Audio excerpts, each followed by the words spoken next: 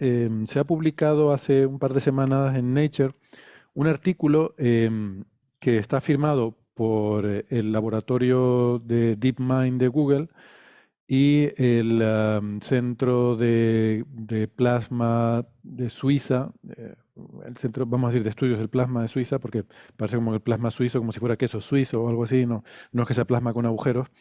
El Centro Suizo de Estudios del Plasma, vamos a decir así, que suena mejor. Muy interesante. Hemos estado hablando estos días de fusión nuclear, hemos estado hablando la semana pasada del estado del ITER y esos, bueno, esas dificultades o esa pausa que se ha hecho para responder a algunas preguntas sobre la construcción de la instalación. Bueno, pues este artículo trata sobre el control del plasma en la fusión e introduce la novedad de que propone un sistema de control basado en aprendizaje profundo, o sea, una inteligencia artificial para controlar el equilibrio del plasma, ¿no? Que saben que uno de los grandes problemas con la fusión nuclear es como mantener el plasma ahí, lo mantenemos confinado en campos magnéticos, pero eso es una cosa con inestabilidades, quiere decir que uno está haciendo un equilibrio ahí, no es como montar en bicicleta, que si te vas cayendo por un lado tienes que corregir e irte para el otro lado porque si no te vas a caer.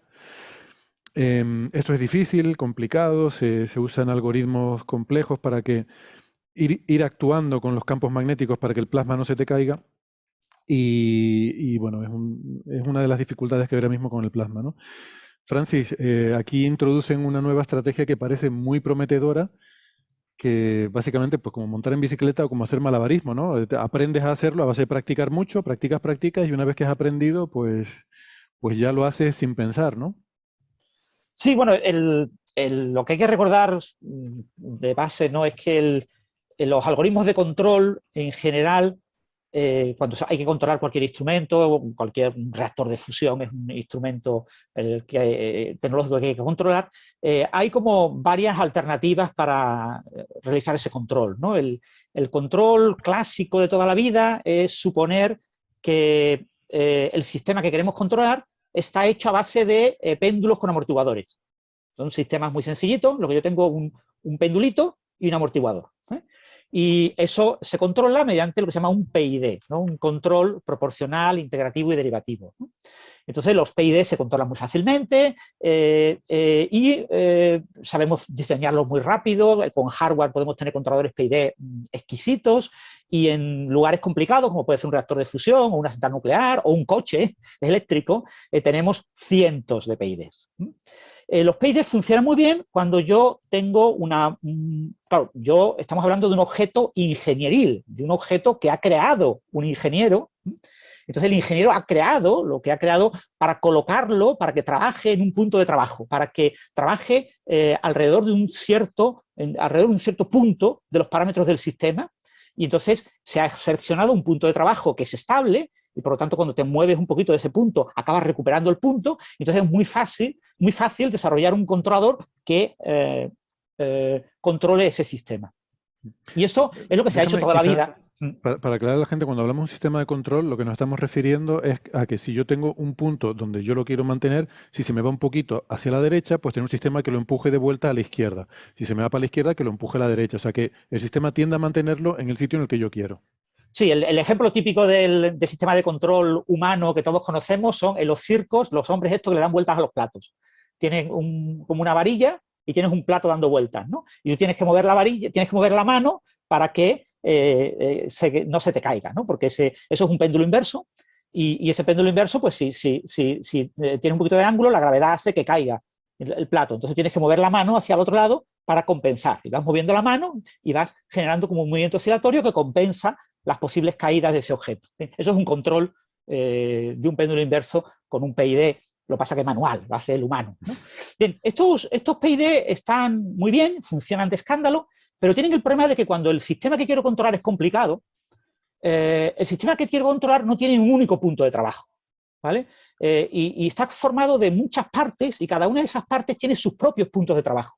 Entonces me encuentro con que tengo que diseñar un sistema con cientos o miles de PIDs, ¿no? Es un tema que a veces se te sale un poco de la escala, ¿no? de lo razonable, ¿no?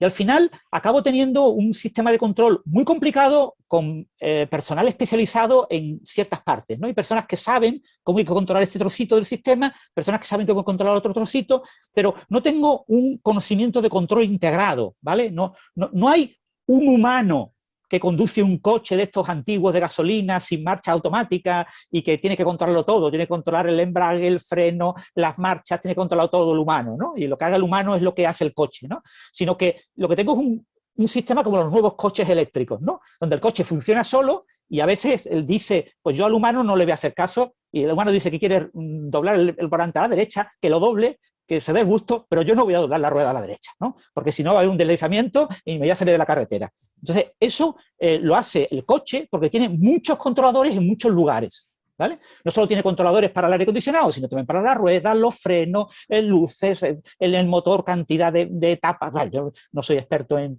los detalles, pero tienen muchísimos controladores. Pues imaginaros un reactor de fusión nuclear, ¿no? O un reactor de fisión. Tienen una barbaridad enorme de controladores.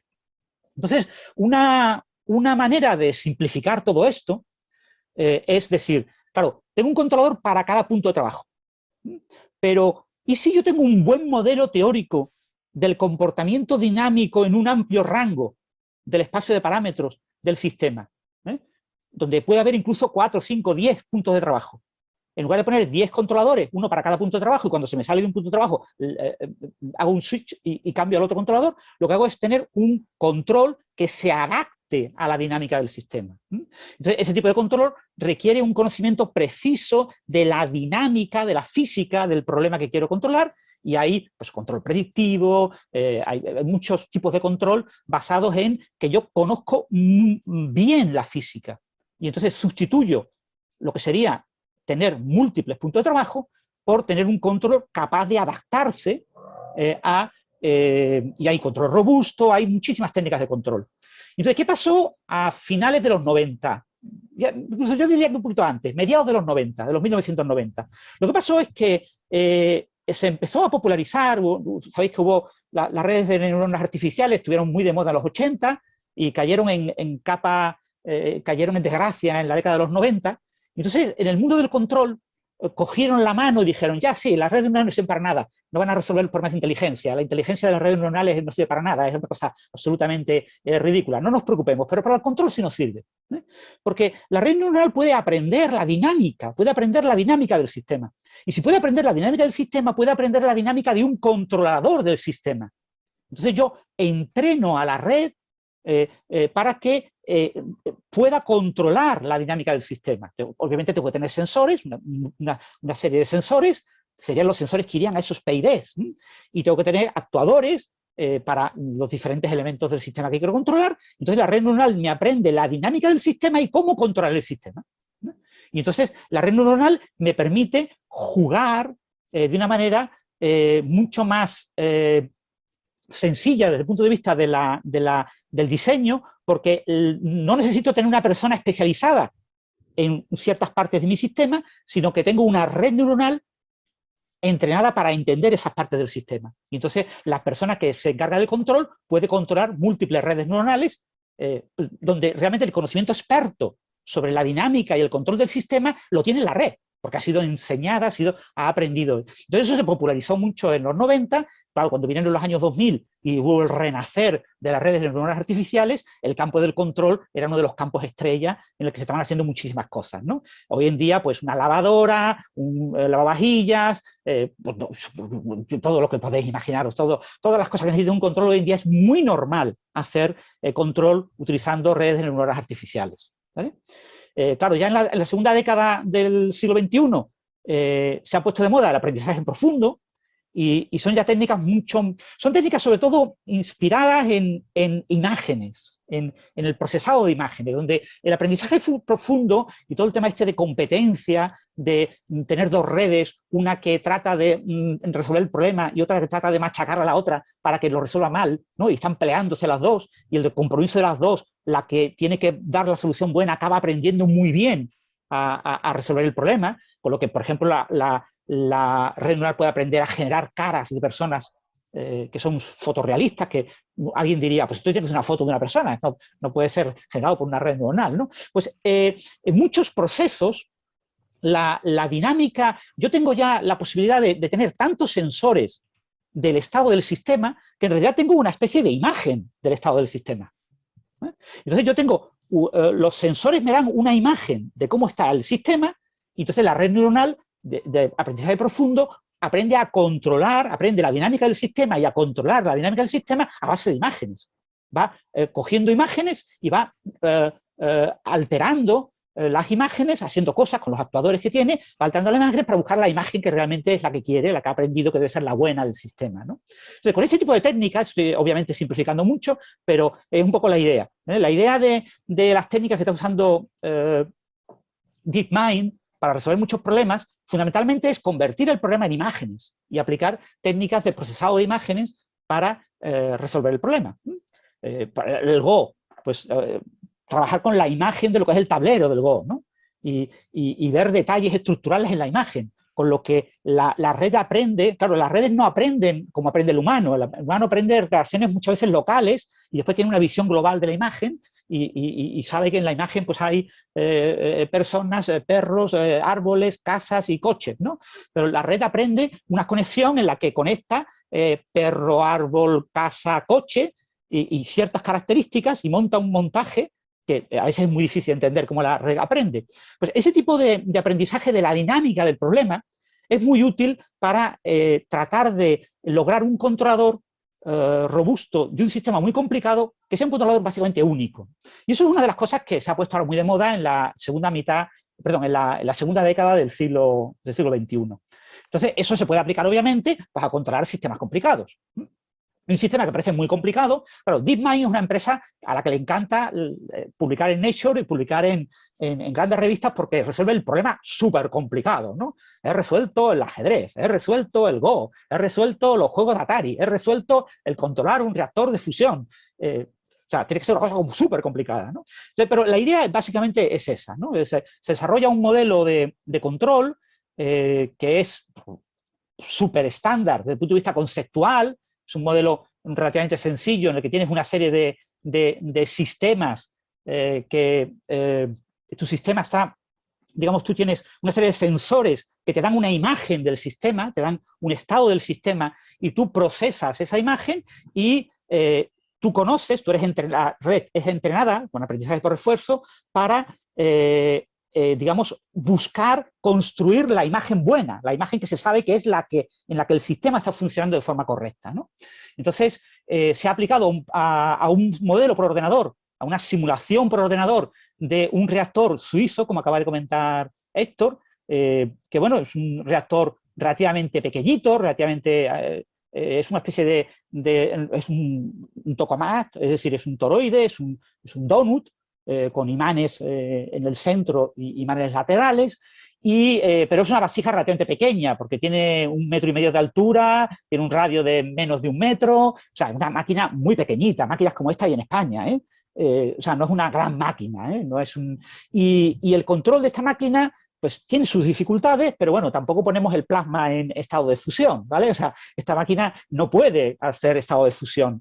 Las inestabilidades del plasma en esta máquina son un subconjunto bastante pequeño de las inestabilidades reales en una máquina tipo ITER, ¿no? En ITER todo esto va a ser muchísimo más complicado. Pero aún así han probado, como sus simulaciones por ordenador eran buenas, y como DeepMind tiene dinero de Google y puede meterse a colaborar con quien quiera, pues han aplicado su sistema de control a este reactor y, bueno, han conseguido controlar el plasma con una calidad realmente excelente comparado con el control que se hacía hasta ahora, que era un control de cada una de las partes independientemente, con PIDs, etcétera, y más complicado, ¿no? Entonces se ha hecho un avance suficientemente importante como para aparecer en una revista como Nature, pero desde el punto de vista conceptual no hay grandes, digamos, aportes técnicos que tú digas esto es algo que sin lugar a dudas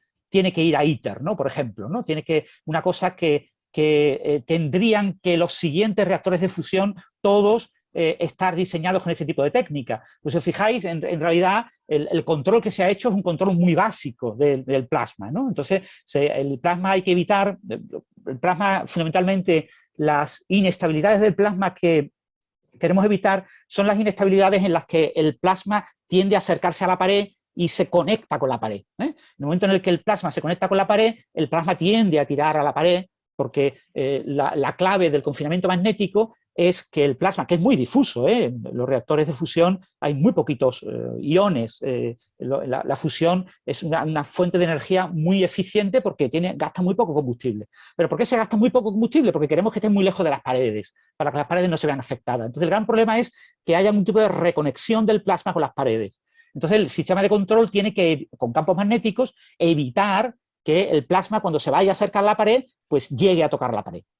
Y bueno, para este tokamak pequeñito en concreto, pues se ha logrado un control bastante bueno, que ya os digo, es comparable al que ya se tenía, porque hay que recordar que este tokamak ya era controlado antes de que DeepMind desarrollara este algoritmo, pero un control comparable al control que se hace, en el que obviamente no hay decisiones humanas en tiempo real, es decir, no hay una persona controlándolo, ¿vale? Aquí no hay un conductor del reactor que va viendo unas pantallitas y va controlando como si fuera el conductor de un coche, sino que eso va todo semiautomático, ¿vale? Prácticamente va todo automático, ¿no? Lo que sí hay estados, hay una serie de estados, entonces el controlador humano puede pasar de un estado a otro, pero dentro de cada uno de esos estados todo es automático. Y aquí lo que tenemos es pues, una herramienta de aprendizaje profundo que te hace todo este control con una calidad comparable a lo que ya se controlaba, ¿no? Entonces, pues eso está muy bien, realmente es algo muy prometedor. Imaginaros cuando,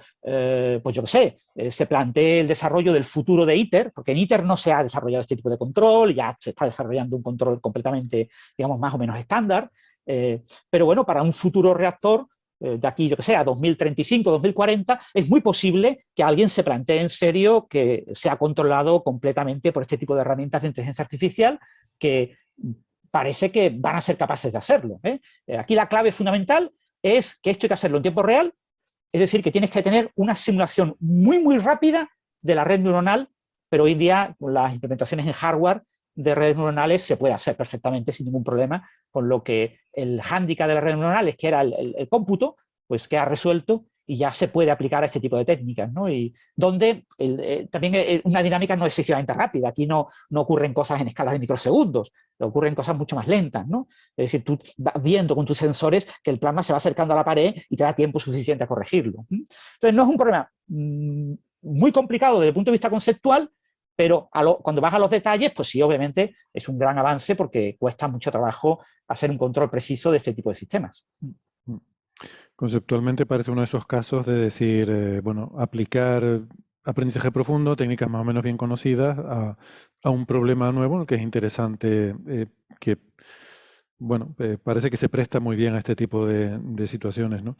Y supongo que es mucho más, a ver, que el control tradicional, digamos, probablemente tenga requisitos de hardware bastante mayores que el control con una red neuronal, que seguramente se puede hacer de forma mucho más rápida con menos hardware, ¿no? Eso suele pasar. Sí, ya os digo, aquí la cuestión es, obviamente esto está lleno de sensores y está lleno de actuadores, es decir, hay un mogollón de imanes que hay que controlar, ¿no? Entonces, Sí, la parte de interacción con el reactor prácticamente no va a cambiar, ¿vale? Lo mismo la red claro, claro. neuronal, lo ideal sería incluso poner más todavía, más sensores, más actuadores, ¿no? Mm.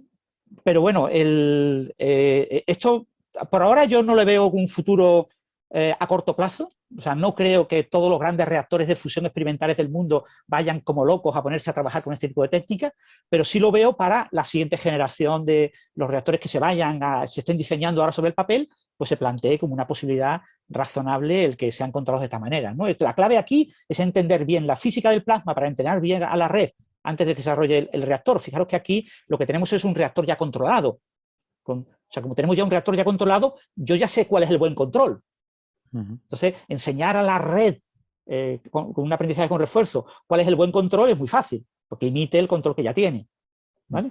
Pero claro, cuando tengo yo que diseñar desde cero el reactor, lo que tengo que hacer es unos muy buenos modelos de la física del plasma y caracterizar bien todo lo que va a pasar, todas las características específicas del reactor concreto que estoy diseñando para poder diseñar la red adecuada. Porque si tengo que diseñar un reactor con los dos sistemas de control, pues al final voy a acabar usando el de toda la vida, porque ¿para qué voy a tener dos sistemas, ¿no? Entonces, si diseño solo el inteligente, el de aprendizaje profundo, tengo que hacerlo a base a modelos, y eso todavía quedan años para que se pueda hacer fácilmente.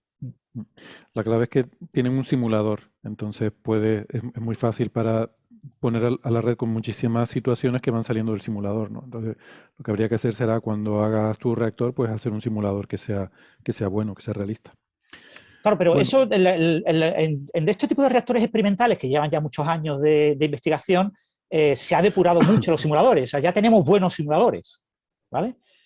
Pero para un reactor que tú diseñes, siempre las simulaciones te dicen que esto es maravilloso. O sea, esta gente de estas empresas que están siendo financiadas por Estados Unidos, que les da mucho dinero para que se metan en el mundo de la fusión, lo que hacen es coger un simulador magnetodinámico de lo más sencillo del mundo, que bueno, que cuestan trabajo, que son muchas horas de superordenador el ejecutar las simulaciones y todo lo que tú quieras, pero es muy sencillito, lo simulan y dicen, pues con estos parámetros en mi reactor obtengo la fusión. Así que prometo que si me dais 100 millones de dólares, en 5 años hay un reactor comercial funcionando y generando electricidad gratis a partir del agua, ¿vale? Y lo dicen así, y hay gente que les da los 100 millones. Claro, eso después resulta que cuando lo construyen todo es mentira. Sus simulaciones no tenían nada que ver con el comportamiento del sistema y lo que obtienen es un fiasco absoluto, pero no pasa nada. Después dicen, no, pero en realidad esto también pasó con ITER y pasó con JET y pasó con todos los grandes. Seguir dándonos dinero. Y la gente que le sigue dando dinero. Y ahí se mantienen durante muchos años prometiendo cada 3 años que van a obtener el reactor comercial, ¿no? En este caso, el simulador es muy bueno, está muy ajustado y esa es la gran ventaja de DeepMind. Cuando ese tipo de técnica se aplica a un reactor mal ajustado en el que yo no tenga unas buenas simulaciones, pues habrá que ver qué utilidad real tienen este tipo de sistemas. Aún así se ha publicado en Nature porque es un gran avance. Bueno, y porque DeepMind son el rey Midas, porque DeepMind ahora mismo en todo lo que se mete lo que va publicando en Nature. Claro.